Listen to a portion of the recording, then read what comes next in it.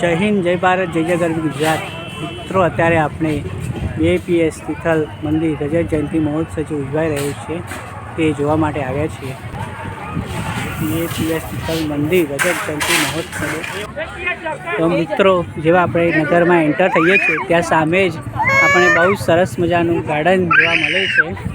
તો મિત્રો તિથલ મંદિરના 25 વર્ષ થઈ રહ્યા છે તે નિમિત્તે અહીંયા રજત જયંતિ તિથલ મંદિરના 25 વર્ષ થઈ રહ્યા છે તે નિમિત્તે અહીંયા ભવ્ય નગર બનાવેલું છે, જેમાં બુજો, અવર ઇન્ડિયા, માય ઇન્ડિયા જેવા અલગ અલગ ડોમ બનાવેલા છે. અહીંયા બાળકો માટે ફન ઝોન પણ બનાવેલો છે. તે બધું આપણે અહીંયા નગરમાં નિહાળીશું.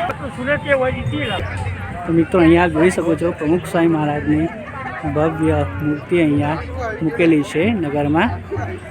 તો મિત્રો જોઈ શકો છો તે રીતે બાળકો માટે પણ અહીંયા આ ફ્લાવરનો પૃથ્વીનો જે અર્થ બનાવેલી છે, ગ્રીનરીનું પ્રતીક છે, એ રીતે અહીંયા નગરમાં તમને જોકર્સ તે બધું પણ તમને જોવા મળશે જે બાળકોને બહુ જ ગમશે.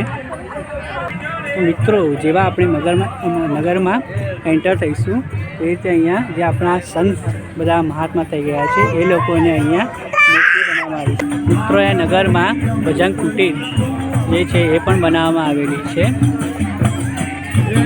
અહીંયા જોઈ શકો છો તે પ્રમાણે અહીંયા સરસ મજાનું ફ્લાવરથી પ્રતિકૃતિવાળું બનાવેલું છે. મિત્રો નગરમાં અહીંયા બુક સ્ટોર અને કાર્પેટ માટે પણ ડોમ બનાવવામાં આવેલા છે. મિત્રો અત્યારે આપણે ધ વિલેજ ઓફ બુઝો જે બહાદુર બાળકની કથા છે એ જોવા આપણે જઈ રહ્યા છીએ.